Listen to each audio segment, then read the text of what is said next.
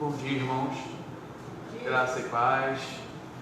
Estamos nos encontrando mais uma vez no culto solene. E hoje eu tenho algumas notícias. A primeira notícia é que o pastor Cláudio está fazendo aniversário hoje, tá? Então, depois vocês desejam parabéns para ele. Hoje ele não está aqui, né? De noite ele vai estar, mas hoje de manhã não, tá bom? E o pastor Ale, vocês devem ter percebido a ausência dele, ele foi em Itaipuaçu ajudar o Luiz na plantação lá. Mas só que também hoje temos uma visita ilustríssima do reverendo Tiago, do nosso presbitério, tá? Tiago é esse aí que está aqui, mexendo no celular. E ele vai pregar e dar uma aula pra gente hoje, né? Um evento especial pra gente. Então, meus irmãos, são essas as notícias, e também gostaria de fazer um pedido de oração, que não sei se vocês conhecem, vocês já devem ter visto a notícia do Myron, que foi uma pessoa que foi pescar à noite, caiu e se perdeu no mar, e a família está procurando ele, né, os bombeiros,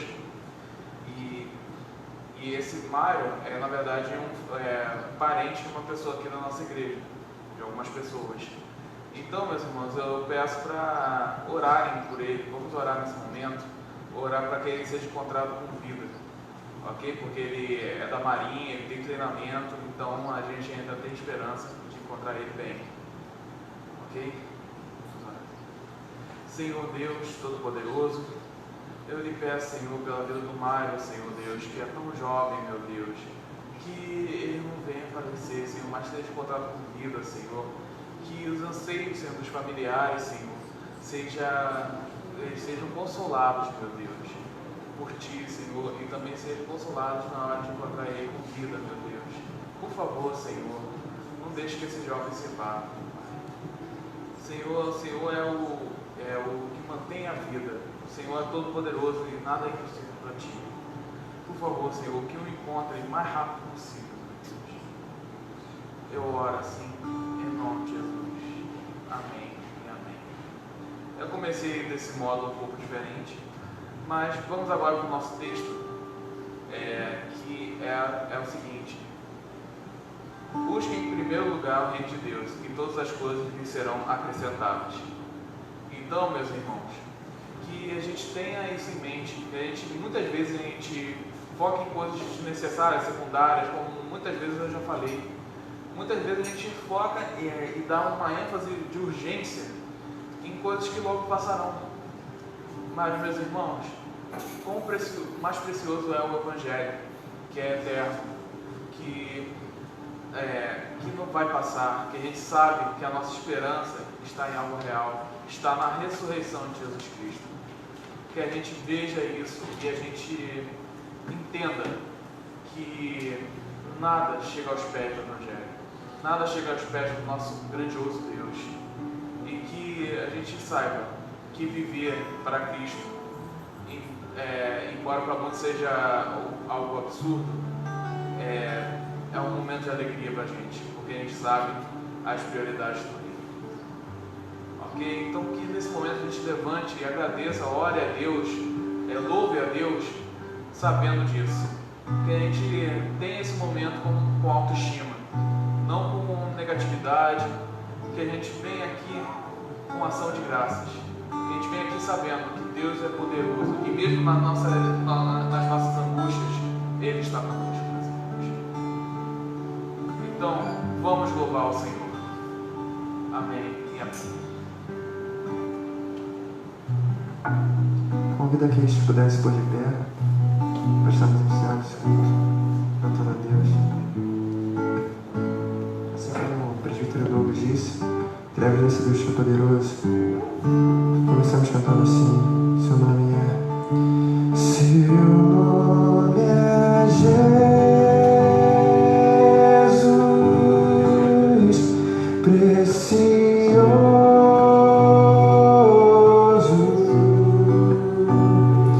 poderoso, Rei do meu ser, Rei da glória.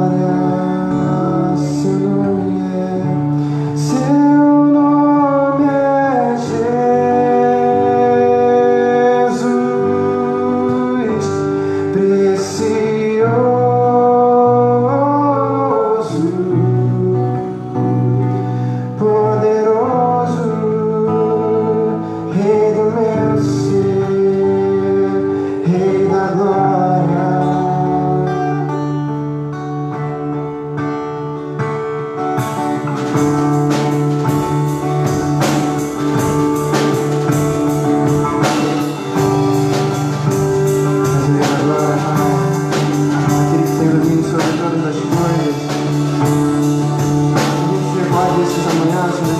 Nossas vidas, Pai. Que Tu é grande, altíssimo, Pai, poderoso, enche da glória. Glória. Te abraça com amor e com fala suave. Surpreende o meu viver. Meu coração recorda o bem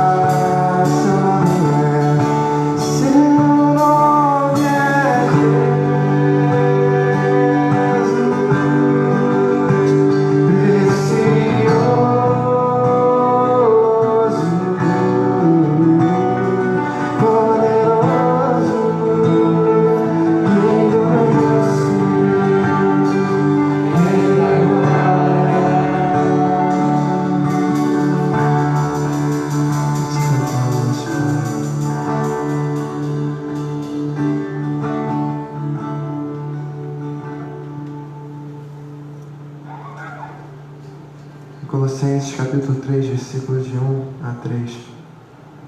Portanto, já que vocês ressuscitaram com Cristo, procurem as coisas que são do alto, onde Cristo está sentado à direita de Deus. Mantenham o pensamento nas coisas do alto e não nas coisas terrenas, pois vocês morreram e agora a sua vida está escondida com Cristo em Deus.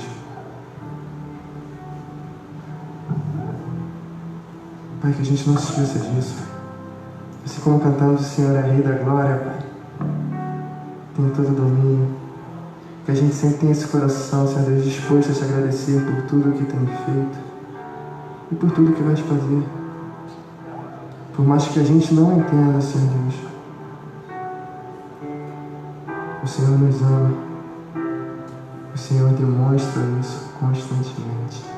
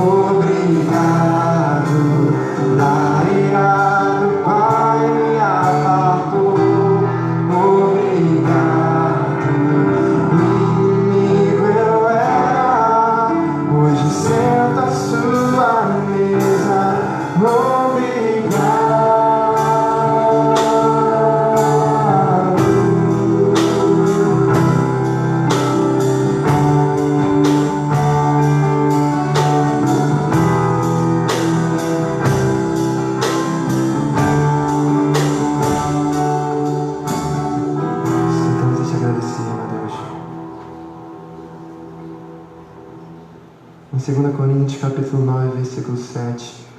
Cada um dê conforme determinou em seu coração, não com pesar ou por obrigação, pois Deus ama quem dá com alegria. Nesse momento a gente entra num momento de generosidade, com base nesse versículo. Deus, que os nossos corações, Senhor Deus, sejam corações generosos, com entendimento, Senhor Deus, que tudo que nós cantamos aqui é real, que o Senhor nos guia, que o Senhor Deus, Senhor, está acima de tudo, com autoridade, domínio. E segura nossas vidas, controla nossas vidas, nos levando, Senhor Deus, a Te adorar, a entendermos quem Tu és, a amar e nos amarmos, Senhor. Que esse momento, Senhor Deus, a gente possa estar tendo entendimento que a Tua palavra, Senhor Deus, é propagada, que as plantações crescem, que o Seu povo, Senhor Deus, se ajude na manutenção para o crescimento dessa igreja, Pai. Esteja fazendo com que a gente entenda, Senhor Deus, que somos dependentes de Ti, Senhor Deus, e que o Senhor dá o que nós precisamos. Muitas das vezes a gente se agarra ao que é nosso, Senhor Deus, e não soltamos porque não entendemos, Senhor Deus, o dia de amanhã. Então que o Senhor abra nossos olhos, Senhor Deus, e faça com que a gente entenda o que devemos soltar, o que devemos segurar, como viver diariamente para Ti.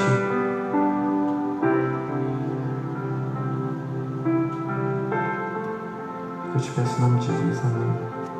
Atrás de cada cadeira tem 2 envelopes, envelope preto e envelope vermelho. O preto é para os dízimos e ofertas e o vermelho é para as plantações. Lá atrás a Luísa está com a maquininha. A princípio tem um Pix também, podem fazer a transferência. Nesse momento a gente vai estar tocando mais um louvor em adoração a Deus. Vocês podem vir.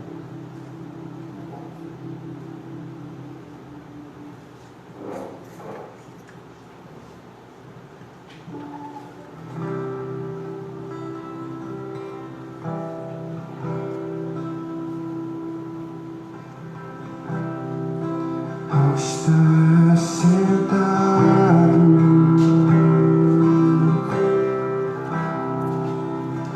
no trono, esse momento é um momento de louvor e adoração, e ao Cordeiro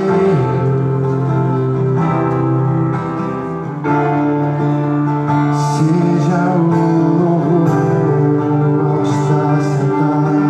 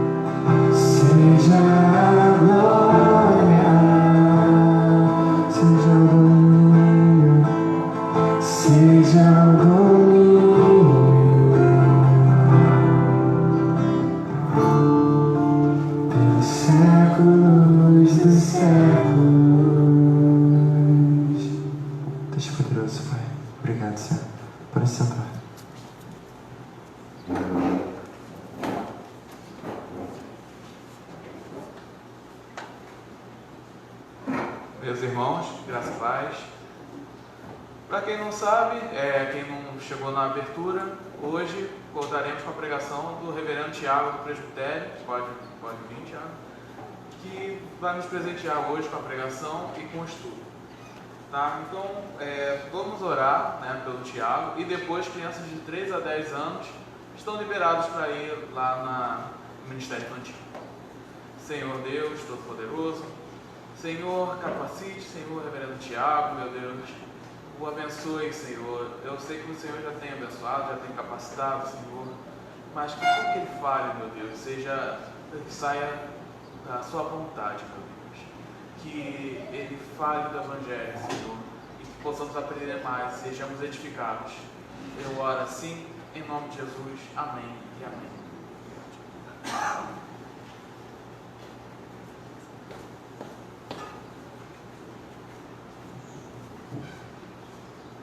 Bom dia, irmãos, graça e paz. Eu pretendia ficar de máscara, mas ou é máscara ou é óculos, não dá para deixar os dois. Então, eu acho que eu vou nesse momento precisar mais do meu óculos que da máscara. É um prazer voltar mais uma vez à Igreja Atos. Eu sempre fico muito feliz de cruzar o Rio de Janeiro inteiro, né? De vir estar com os irmãos já algumas vezes. Já tive também o privilégio de ir na congregação de Itaipuaçu. São José dos Campos, por uma confusão de agenda, eu e o reverendo Cláudio, a gente acabou se confundindo, cada um anotou uma data e eu não consegui em São José ainda. Mas quase que eu fui a todo. Mas há tempo eu perguntei, mas está confirmado no final de semana? Ele, não, Thiago, no outro mês. Eu falei, não, no outro mês eu estou na Atos de São Gonçalo. Ixi. Então, ainda bem que a gente teve essa conversa antes, senão eu ia ter dado uma viagem aí, a passeio no final de semana. Enfim, inclusive ele nem estaria lá no final de semana que eu iria. Queria, sem mais demoras, convidar os irmãos a abrirem suas Bíblias em 2 Timóteo, segunda carta de Paulo a Timóteo, capítulo 4, versículo 21.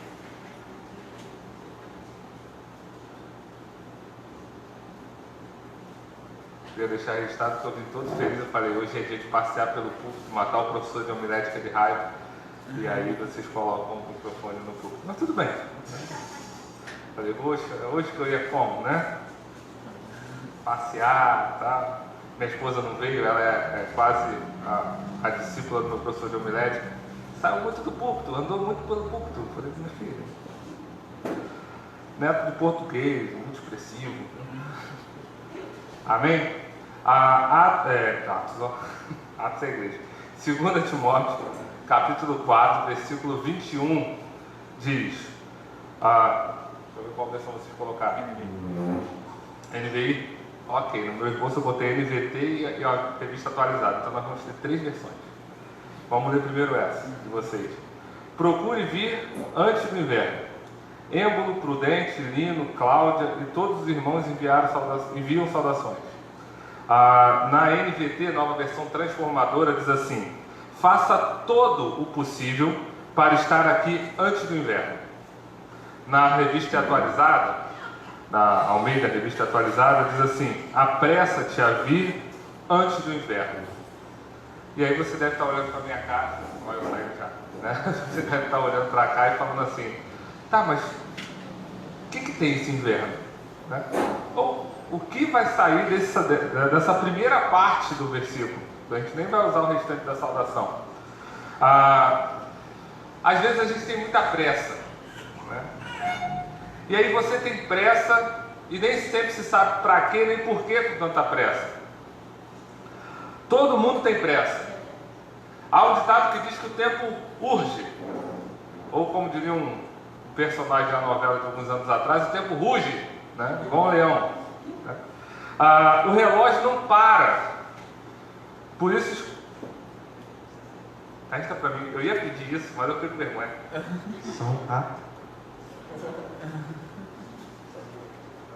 Vocês me deixam muito mal acostumado. O relógio não para, assim como os ponteiros correm, nós corremos de um lado para o outro. Parece até aquele desenho animado, pessoal de 30 aí vai lembrar, do Catatal e Zé Colmeia, quando começa a pegar fogo na floresta, corre para um lado, corre para o outro, não sabe o que está fazendo. Eu vou por faixa etária, eu vou chegar em vocês que já passaram dessa fase. Está começando a ficar difícil para mim falar para o pessoal mais baixo, mas para o pessoal mais antigo estou cada vez mais perto, né? Então a dona de casa tem pressa, quem trabalha fora de casa tem pressa, o patrão tem pressa, o funcionário tem pressa, os apaixonados têm pressa.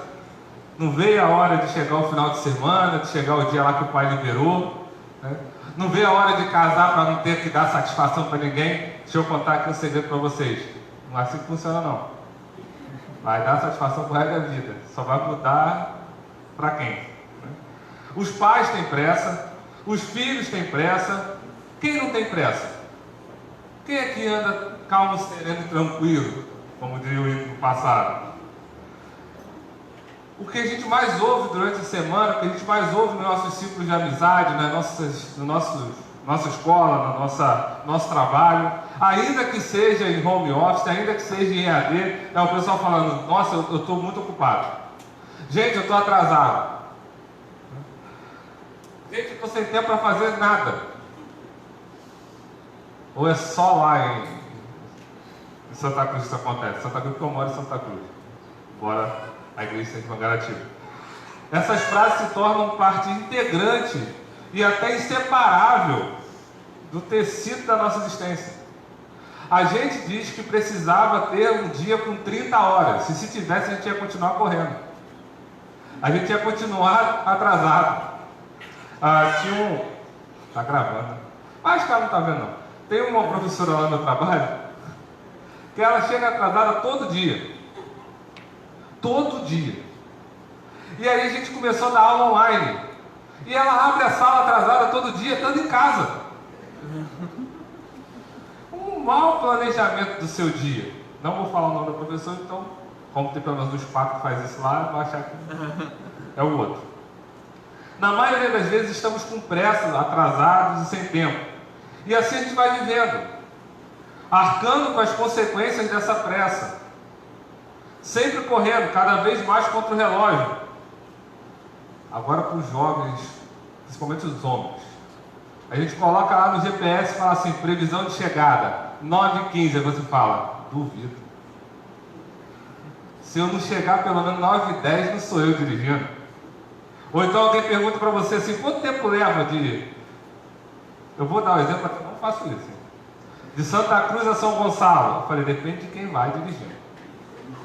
Eu dirigindo faço aí em 2 horas. Mentira. 1h10 no máximo.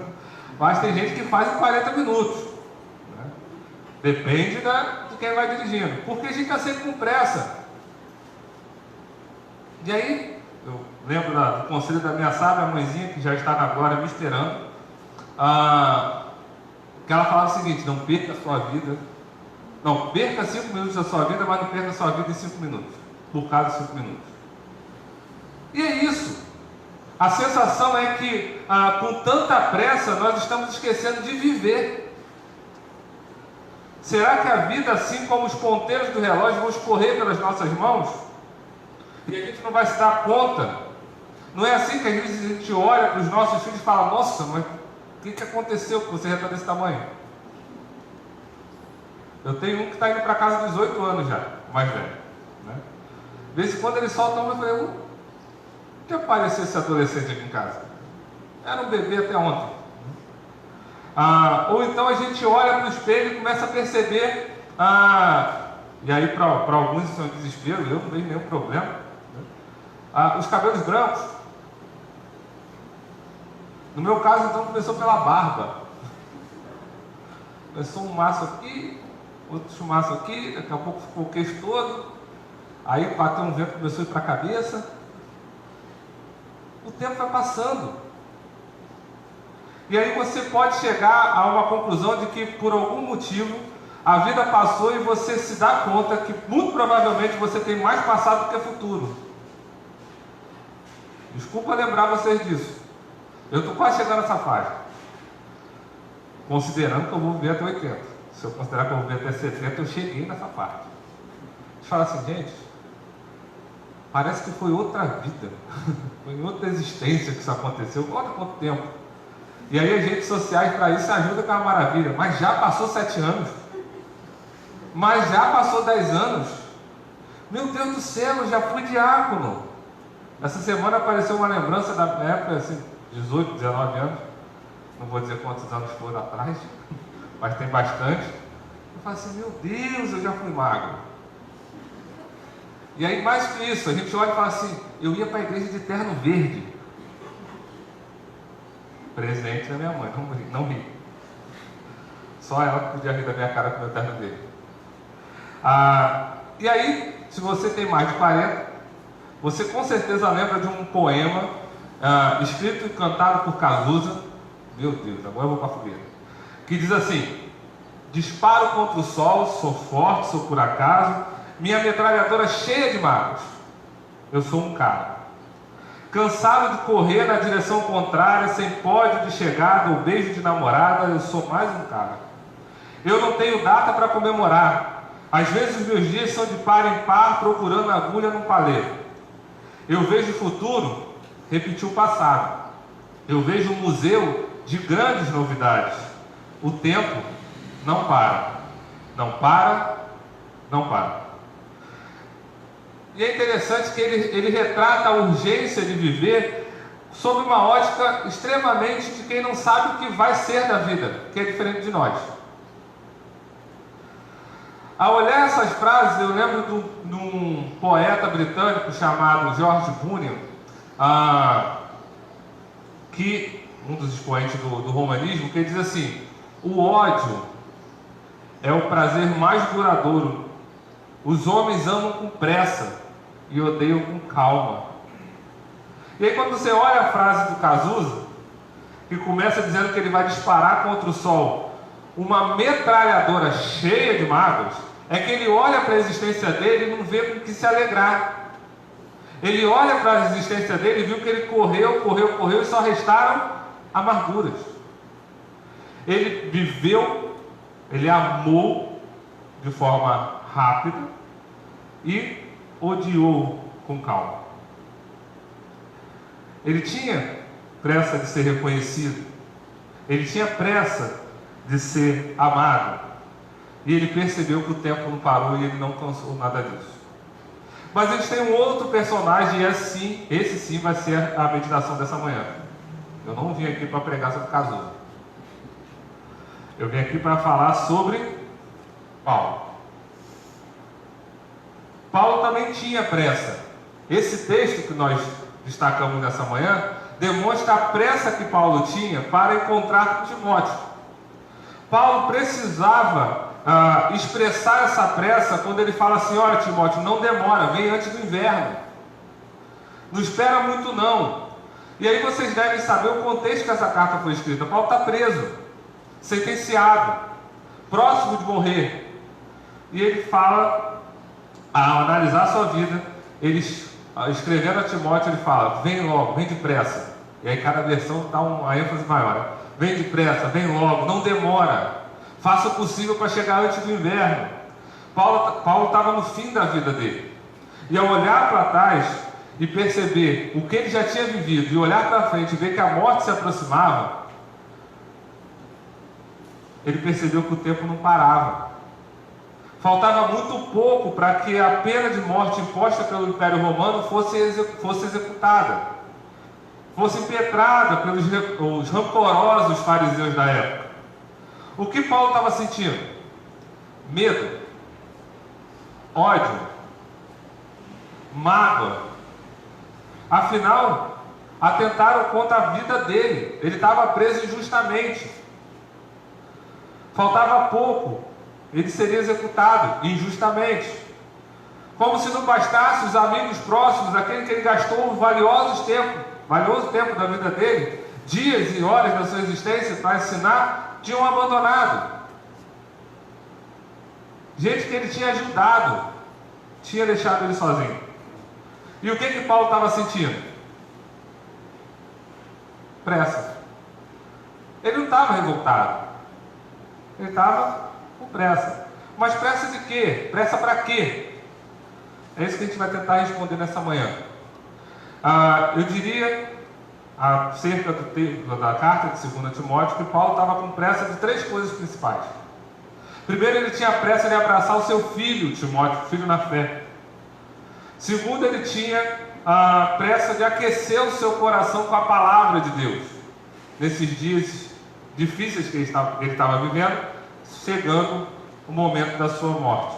E terceiro, ele tinha pressa de assegurar que o progresso do Evangelho não seria interrompido a partir da sua morte. Amém? É isso que a gente vai tentar ver essa manhã. Primeiro, Paulo tinha pressa de abraçar o filho. Perto de morrer, ele escreve a Timóteo, seu filho na fé. Isso está lá em 1 Timóteo 1:2. Ele vai dizer que Timóteo era seu filho amado na fé. E por isso ele diz para Timóteo vir. A primeira coisa que Paulo esperava fazer era reencontrar Timóteo. Era abraçar o filho e matar a saudade. Ouça só o que ele escreveu lá no início da carta de 2 Timóteo, no capítulo 1, versículo 3 e 4. Dou graças por você ao Deus que sirvo com consciência limpa, como os serviram meus antepassados. Sempre me lembro de você em minhas orações, noite e dia. Quero muito revê-lo, pois me lembro das suas lágrimas no encontro, lembro das suas lágrimas, nosso encontro ou reencontro me encherá de alegria. Paulo tinha pressa de rever Timóteo. E você tem pressa de quê? Essa pressa de repartir afeto, amor, matar a saudade. Paulo não tinha pressa de metralhar mágoas como Cazuza. Ele tinha pressa de demonstrar amor ainda um dos momentos mais difíceis da sua vida. Tem vezes que essa semana eu perdi um tio e eu socorri ele um pouco antes dele falecer, e ele olhando, não era crente, ele olhando para o meu pai, foi com o meu pai, ele falou assim: eu tenho medo de morrer, se eu for para o hospital eu vou morrer. E aí eu comecei a refletir, de vez em quando eu faço isso, de como é você chegar no momento da sua vida com a certeza de que você tem pouquíssimo tempo de vida. Porque a gente tem dúvida. Pode ser que eu saia daqui e morra. Pode ser que o Senhor me conserve até os 100 anos. Eu não sei. Mas chega um momento da nossa existência que, pela estatística, você fala assim: não tem muita coisa não. É mais provável. E aí o Rubem Alves vai dizer que a gente às vezes vive como uma criança que ganha uma bacia de jabuticabas. E no início começa a comer displicentemente. E aí, percebendo que faltam só algumas na bacia, começa a comer até roer o caroço. E às vezes a gente faz isso com a vida. Chega no finalzinho dela, a gente percebe que só tem mais uns poucos tempos. E a gente, opa, com calma. E aí Paulo está ali certo de que ele vai morrer. Ou melhor, que ele vai ser morto. Que é pior ainda. E aí, com toda a certeza do Evangelho, ele, em vez de ficar magoado com aqueles que o condenaram injustamente, com aquele que os abandonou, ele lembra de Timóteo e fala: vem me encontrar, eu quero te dar um último abraço. Você tem pressa de abraçar quem você ama? Você, aliás, você ama, né?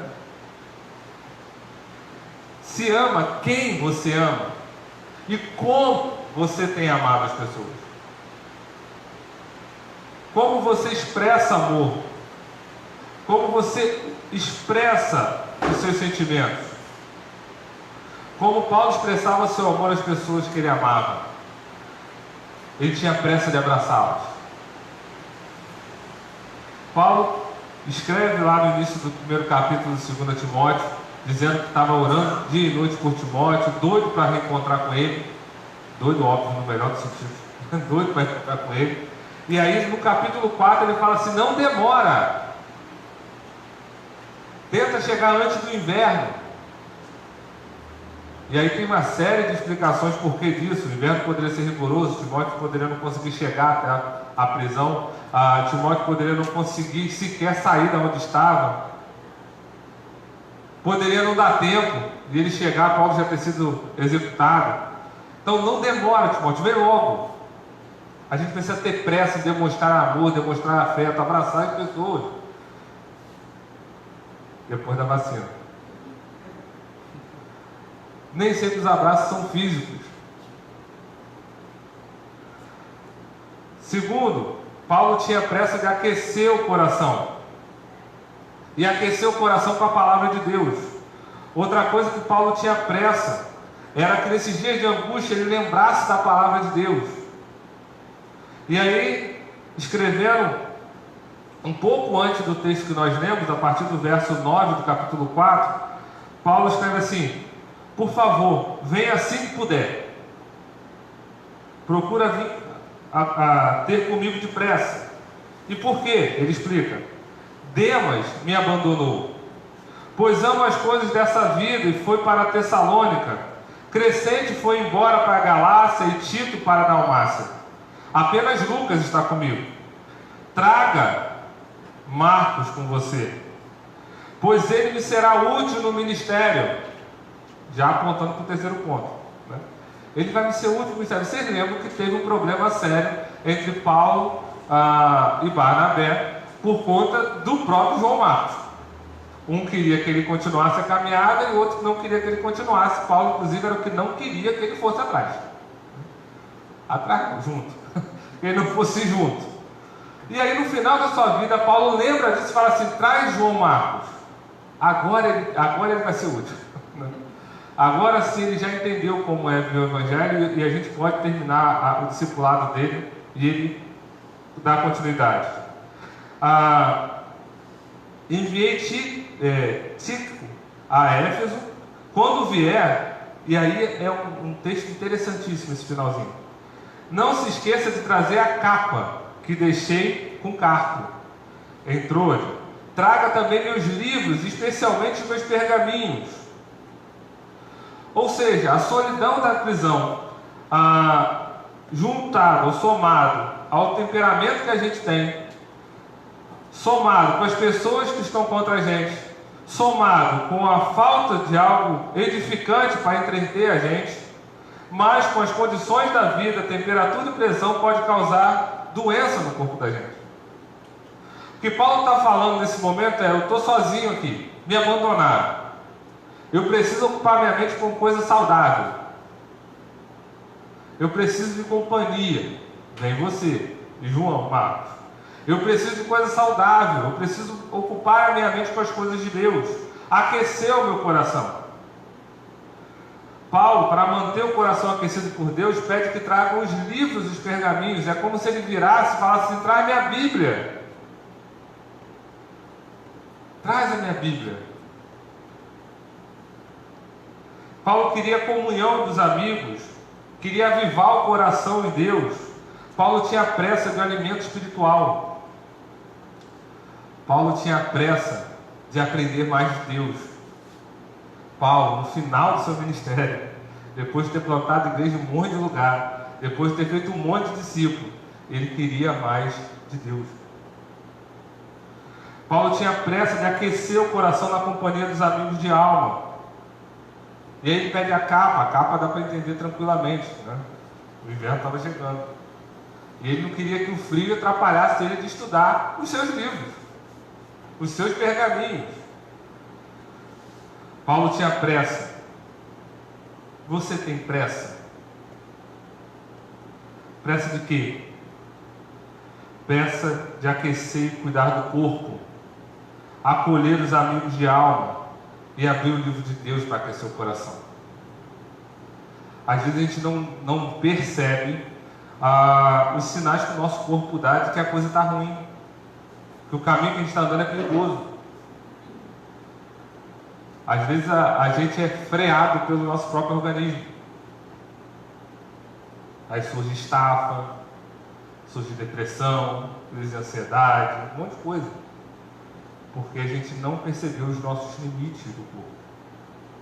que Paulo está ensinando para a gente aqui é que a gente precisa nos cercar de pessoas de afeto, precisa cuidar do nosso corpo e principalmente aquecer o nosso coração com a palavra de Deus.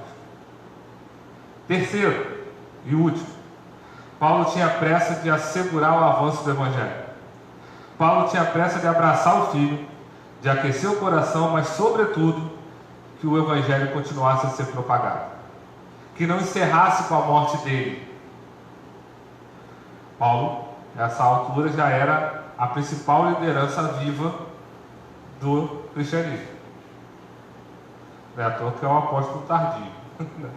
Então, ele era ali alguém que ainda fazia uma ponte real com o Evangelho na sua a revelação mais presente. Era o último dos apóstolos. Paulo tinha pressa de assegurar o avanço do Evangelho. Timóteo, seu filho na fé, discípulo e amigo, mais chegado que irmão, era a peça-chave para isso. Só que tinha um problema.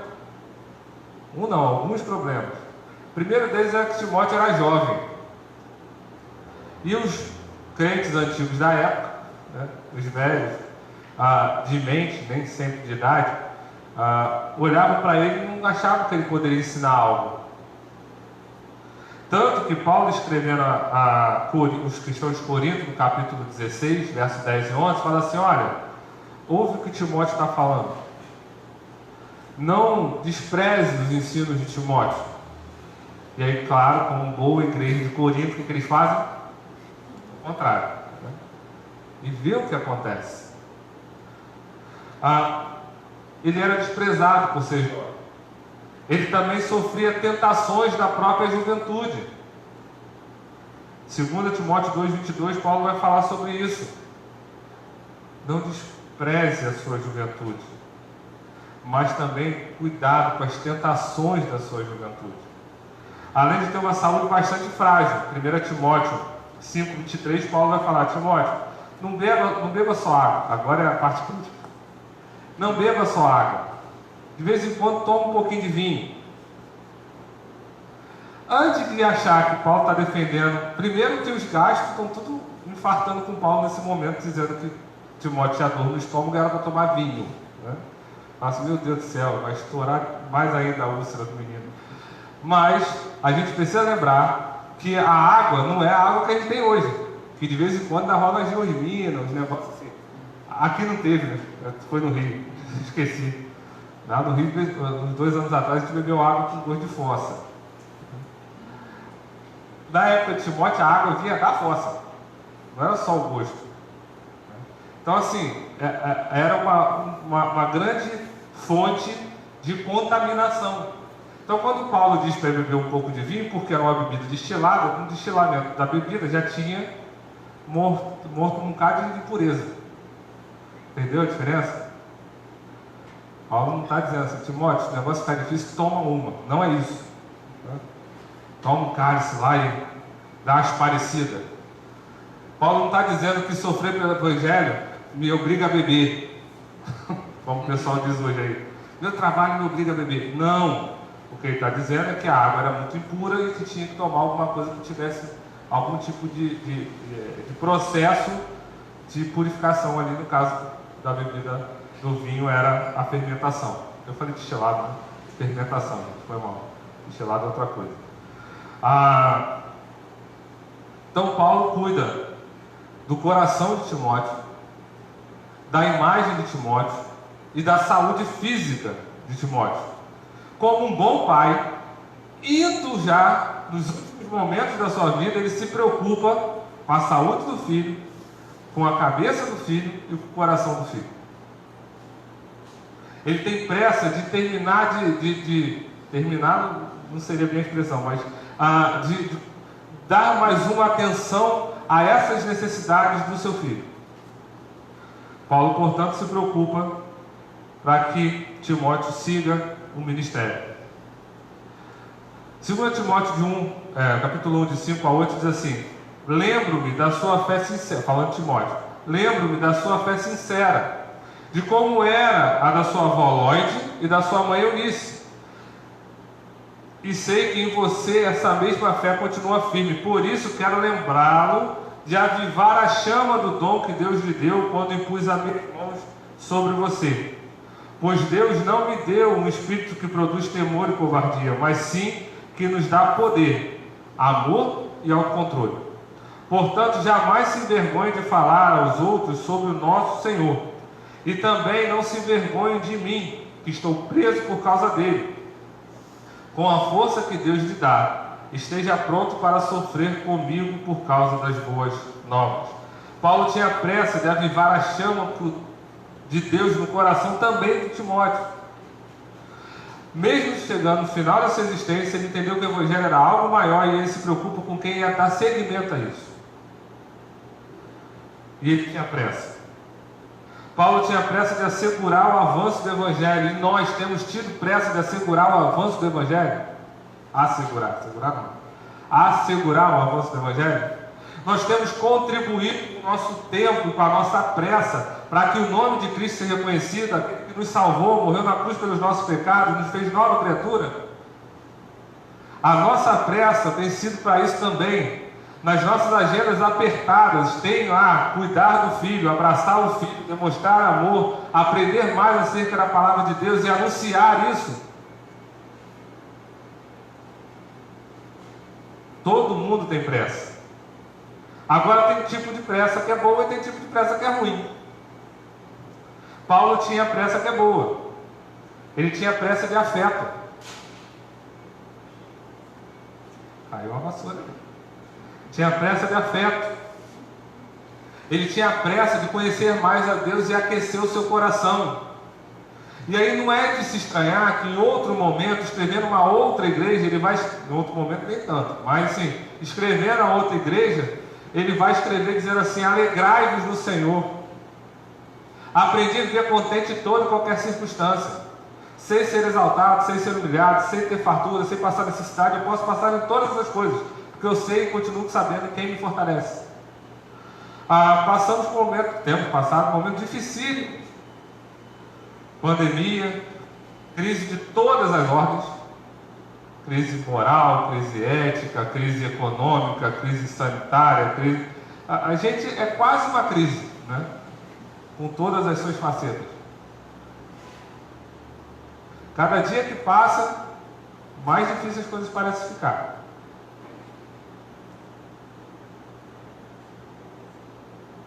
Mas quando a gente entende quem nos fortalece, quem guarda a nossa existência, quando a gente entende que sim, o tempo não pare, que a gente precisa ter pressa, e a nossa pressa precisa ser uma pressa boa, uma pressa que aponte para o que de fato é importante na nossa vida.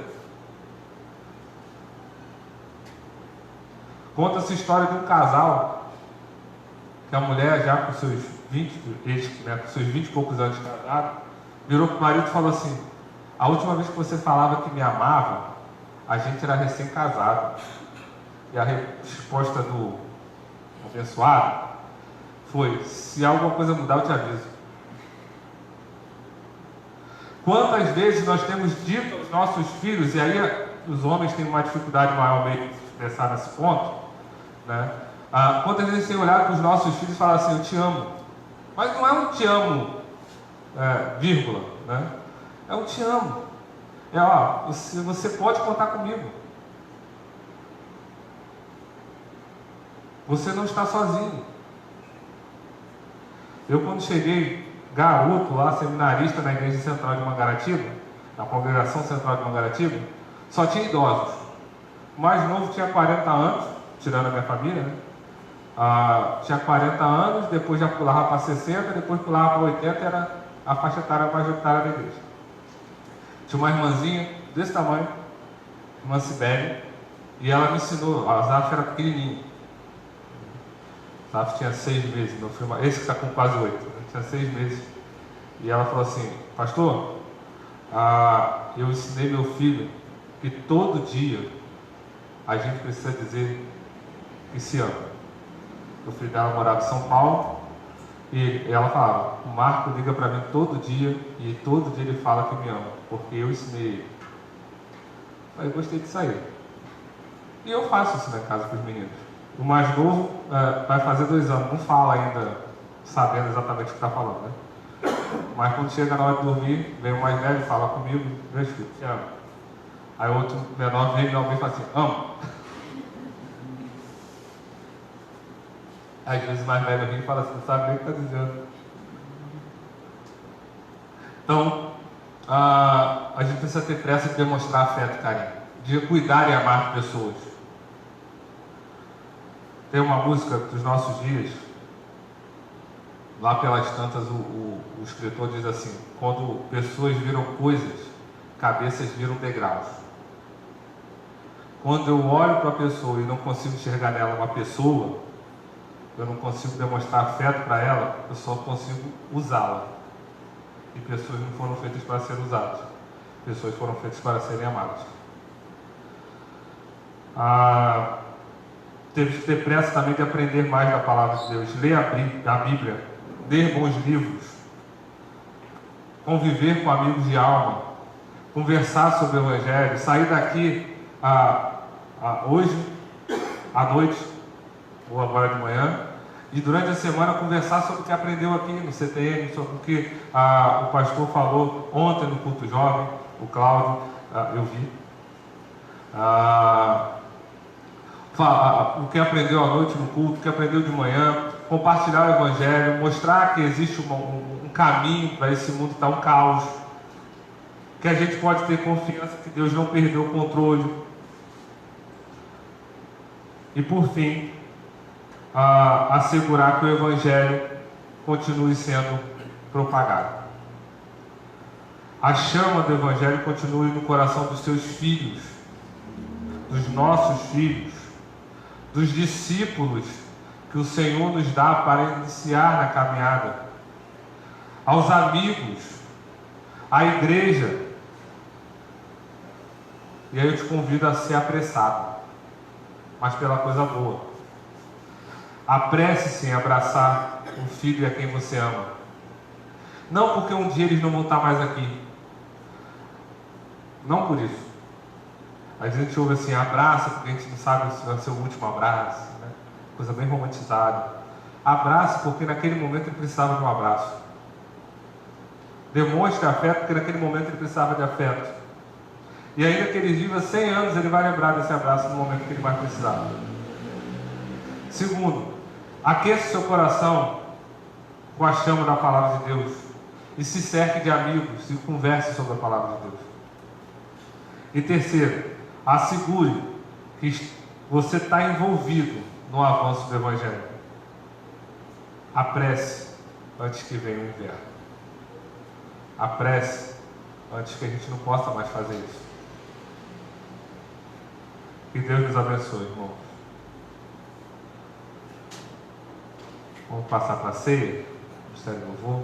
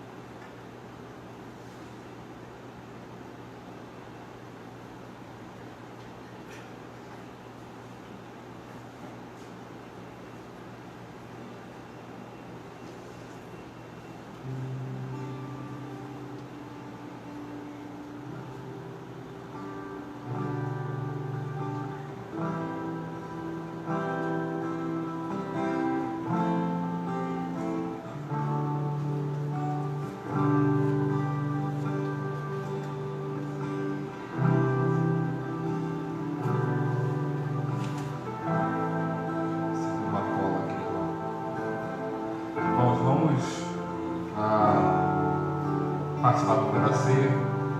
Ceia essa que é um memorial do sacrifício de Cristo, do próprio Jesus, para que todas as vezes que nós nos reuníssemos, nós comêssemos do pão, bebêssemos do vinho e anunciássemos a morte dele até que ele voltasse para resgatar a igreja. Seguindo essa ordenança, a gente entende também que não há nenhum ato milagroso nesses elementos. O suco de uva continua sendo suco de uva, o pão continua sendo pão, mas o momento é o que nos define, é entender o que o define, que esses elementos são meio de graça, é um sinal visível de uma graça que foi derramada de forma invisível. Ao olharmos para esse pão e para esse vinho, nós precisamos lembrar do sacrifício de Cristo, do contrário nós estaremos tomando e comendo sem ter discernimento do que de fato eles são. Então, assim como um símbolo representa algo maior, esse símbolo da ceia representa o sacrifício de Cristo, para que nós não esquecêssemos desse sacrifício, para que nós não deixássemos a correria dos nossos dias esquecer do qual grande amor foi dado na cruz pelo nosso favor. Então, dessa maneira a gente vai estar orando, e eu te convido, se você é membro desse corpo, membro do corpo de Cristo, independente da sua igreja ser aqui ou ser em outro lugar, você é convidado a participar desse momento. A gente vai estar orando, logo após o Ministério da Oficina vai estar cantando, e os irmãos podem se servir do pão e do vinho. Senhor, muito obrigado, porque temos a certeza que se não fosse tua misericórdia, o teu amor, a tua graça em nosso favor, nós não estaremos aqui. Muito obrigado pelo sacrifício de Cristo em nosso favor, remindo os nossos pecados, nos trazendo vida quando nós estávamos mortos. Muito obrigado porque o Senhor nos faz seu povo. Muito obrigado porque nós não éramos povo e agora somos a partir do sacrifício de Cristo. Nos ajuda, Pai, a entender isso. Nos ajuda a viver de acordo com a tua palavra. Essa é a nossa oração em nome de Cristo. Amém.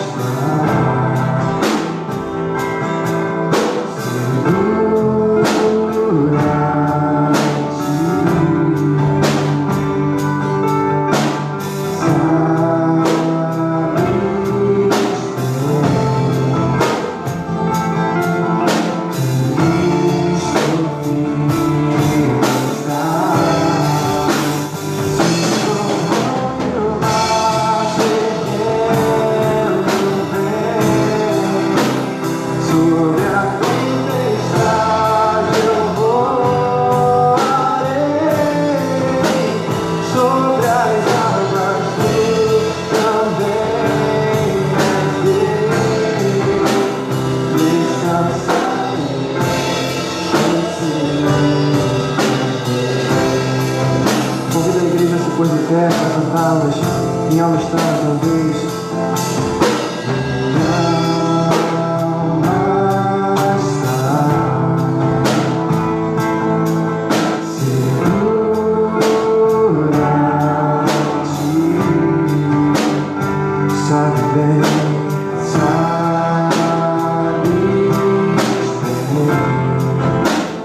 Cristo vivo, em Cristo vivo está. Se trovão e o mar fervendo vem, sobre a tempestade eu voarei, sobre as águas também descansarei em Deus. Se o trovão e o mar fervendo vem, sobre a tempestade eu voarei, sobre as águas também descansarei em Deus.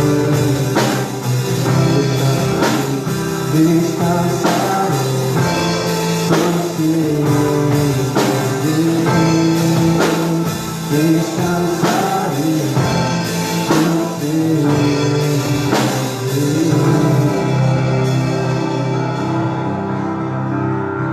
Amém. Oremos. Encerrando nosso culto. Senhor, muito obrigado porque nos trouxe até aqui nessa manhã para juntos celebrarmos a Ti, cantarmos louvores, lermos a Tua palavra e aprendermos mais acerca dela.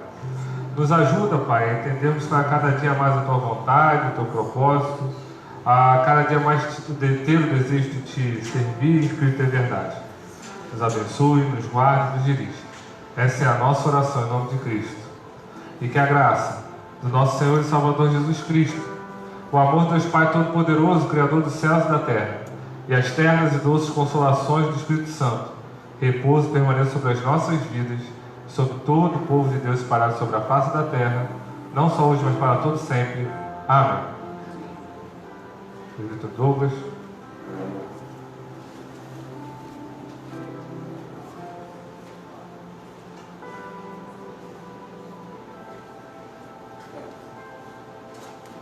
Obrigado, Tiago.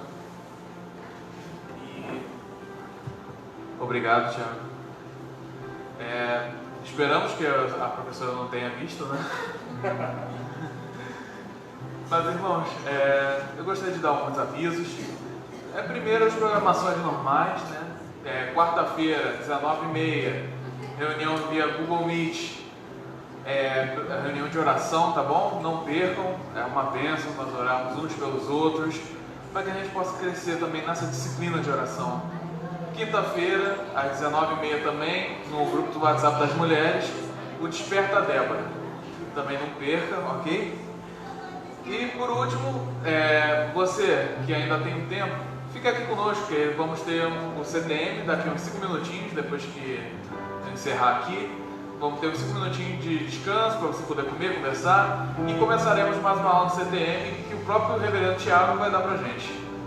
Então, meus irmãos, não perca a oportunidade, tá bom? E que Jesus Cristo esteja com todos vocês. Amém e amém.